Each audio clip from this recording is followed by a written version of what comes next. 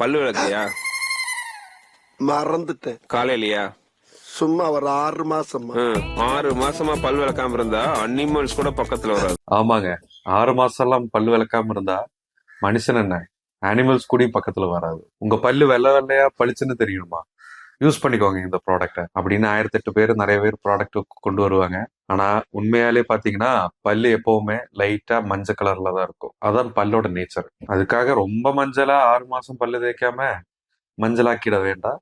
லைட்டா மஞ்சளா இருக்கிறது ஒன்றும் இல்லை, நார்மலான ஒரு விஷயம் தான்.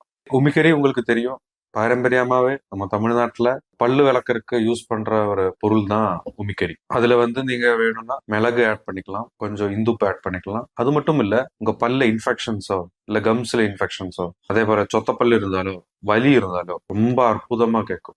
யூஸ்வலி ஆயுர்வேதால பாத்தீங்கன்னா ஆயில்ஸ் இருக்கு. அந்த ஆயில்ஸ் யூஸ்வலி கார்கிள் பண்ணுவாங்க வாயில, இல்லைன்னா ஹோல்டு பண்ணுவாங்க. வேப்பு குச்சியும் நிறைய பேர் யூஸ் பண்ணிருப்பீங்க. அது ஒன் சைடு கடிச்சு பிரஷ் பண்ணுவாங்க. உள்ள இருக்கிற பாக்டீரியா இன்ஃபெக்ஷன்ஸுக்கு அதெல்லாம் ரிமூவ் பண்றதுக்கு வேப்பு தண்டு நல்லாவே ஹெல்ப் பண்ணும். சாப்பிட்டதுக்கு அப்புறம் கண்டிப்பா ஒரு தடவையாச்சும் பிரஷ் வச்சோ இல்ல கை வச்சோ ஜஸ்ட் ஒன்னு கிளீன் பண்ணிடுங்க. இந்த மாதிரி இன்ஃபர்மேஷன் வீடியோ பார்க்கணும்னா எங்க பேஜை ஃபாலோ பண்ணிக்கோங்க, சுதர்ஷனம் ஆயுர்வேதா.